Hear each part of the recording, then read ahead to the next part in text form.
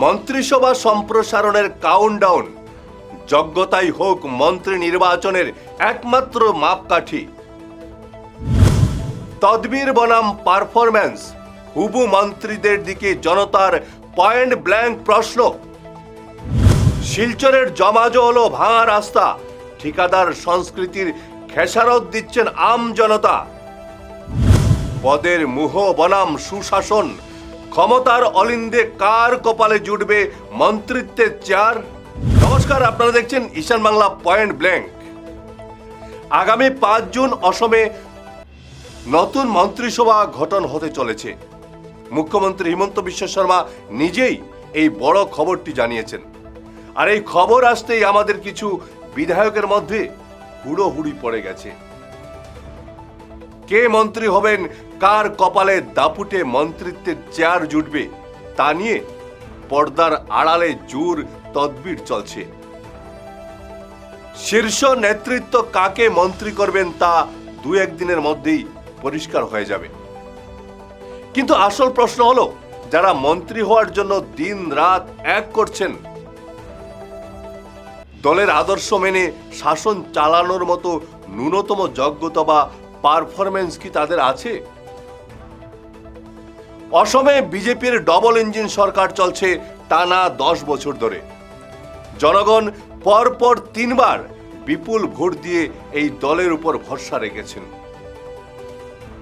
কিন্তু এই 10 বছরে দলের শীর্ষ নেতৃত্ব সততার সঙ্গে যে উন্নয়ন করতে চেয়েছেন, নিচের তলার সব মন্ত্রী বিধায়ক কি সেই গতি ধরে রাখতে পেরেছেন? পঞ্চায়েত থেকে বিধানসভা, সব জায়গায় যখন দলই ক্ষমতায়, তখন দলের ভালো কাজগুলোকে মানুষের কাছে পৌঁছানোর দায়িত্ব তো মন্ত্রীদেরই ছিল। কিন্তু কিছু মন্ত্রীর অদক্ষতার জন্য আজ সাধারণ মানুষের মনে ক্ষোভ তৈরি হচ্ছে। এই কদিনের বৃষ্টিতেই পরিকাঠামোর আসল রূপটা সামনে চলে এসছে। গুয়াহাটির মতো বড় সিটি যখন নর্দমার নোংরা জলে ভাসে, তখন আমাদের বরাক উপত্যকার শিলচর এবং শ্রীভূমি শহরের হাল তো আরো বেশি ভয়াবহ। সঙ্গে রয়েছে হাইলাকান্দিও। শিলচরের দিকে একবার তাকিয়ে দেখুন, রাস্তাঘাটের অবস্থা এতটাই খানা খন্দে ভরা যে চলাই দায়। আর সামান্য বৃষ্টি হলেই সেই ভাঙাচোরা রাস্তাঘাট পুরো নদী হয়ে যায়। দিনের পর দিন মানুষকে নোংরা জমা জলে আর ভাঙা রাস্তায় যে নরক যন্ত্রণা ভোগ করতে হচ্ছে, তার জবাব কে দেবে? দলের শীর্ষ নেতৃত্ব যেখানে দিন রাত খাটছেন, সেখানে নগর উন্নয়ন মন্ত্রকার স্থানীয় জনপ্রতিনিধিদের এই স্তরের ব্যর্থতা ঢাকা যাবে কিভাবে? আমাদের কিছু জনপ্রতিনিধির একটা মস্ত বড় রোগ হলো ঠিকাদার সংস্কৃতি। চেয়ারে বসার সঙ্গে সঙ্গেই একদল পছন্দের ঠিকাদার তাদের ঘিরে ধরেন। রাস্তার স্থায়ী সমাধান করা বা জমা জলের কষ্ট দূর করার চেয়ে কোনো পছন্দের লোককে কত টাকার কাজ পাইয়ে দেওয়া যাবে, সেই হিসেব মেলাতেই এদের সব সময় নষ্ট হয়ে যায়। টেন্ডার নিয়ে এই যে ঘরের ভেতরের কুন্দল আর সময় নষ্ট, তার কারণেই কিন্তু সরকারের ভালো ভালো প্রকল্পগুলো মাটিতে এসে থমকে দাঁড়ায়। কাজ হয় নিম্নমানের, আর এই অপদার্থতার খেসারত দিতে হয় সাধারণ আম জনতাকে। আরেকটা বড় সমস্যা হলো আমলাদের উপর অতিরিক্ত নির্ভরতা। নেতারা নিজেরা মাঠে নেমে খাটতে চান না, তাই সব ক্ষমতা আমলাদের হাতে ছেড়ে দিয়ে নিজেরা এসিতে বসে থাকেন। কিন্তু আমলারা তো জনগণের ভোটে জেতেননি। জনগণের প্রতি বা শিলচর বা শ্রীভূমির মানুষের কষ্টের প্রতি তাদের কোনো টানও নেই। মন্ত্রীরা যখন নিজের কাজ না বুঝে সব দায়িত্ব আমলাদের হাতে সঁপে দেন, তখনই কিছু দুর্নীতিবাজ আমলা বড় বড় কেলেঙ্কারি সংগঠিত করেন।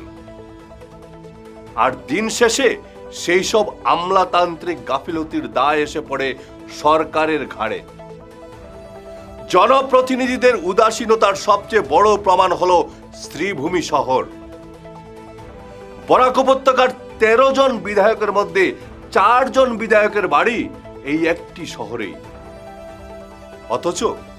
অথচ আজ শ্রীভূমির পরিকাঠামোর হাল এতটাই বেহাল যে এই শহর আদেও মানুষের বাসযোগ্য কিনা তা নিয়ে প্রশ্ন উঠছে। যে নেতারা নিজের নির্বাচনী এলাকা বা নিজের খাস তালুকের ন্যূনতম উন্নয়ন করতে পারেন না, তারা যখন আবার গোটা রাজ্যের দায়িত্ব নেওয়ার জন্য মন্ত্রিত্বের তদবির করেন, তখন তাদের আন্তরিকতা আর যোগ্যতা নিয়েই বড় সড় প্রশ্ন ওঠে।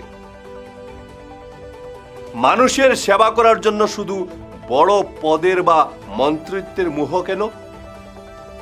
একজন বিধায়কের হাতেও নিজের এলাকার রূপ বদলে দেওয়ার মতো প্রচুর ক্ষমতা আর ফান্ড থাকে।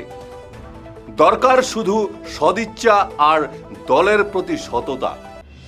তাই মুখ্যমন্ত্রীর কাছে সাধারণ মানুষের পাশাপাশি দলের নিষ্ঠাবান কর্মীদেরও স্পষ্ট দাবি, কোনো লবিং বা তদবিরের কাছে মাথা নত করবেন না। তুষামদি বা ব্যক্তি স্বার্থ দেখে নয়, যারা সত্যি মাঠে নেমে কাজ করতে পারবেন এবং মানুষের কষ্ট বুঝেন, সেই যোগ্যদের দেখেই নতুন মন্ত্রী বেছে নিন। জনগণ এবার ফাঁকা প্রতিশ্রুতি নয়, সত্যিকারের সুশাসন চান। ভালো থাকুন, সুস্থ থাকুন আর দেখতে থাকুন ঈশান বাংলা পয়েন্ট ব্ল্যাঙ্ক। ধন্যবাদ।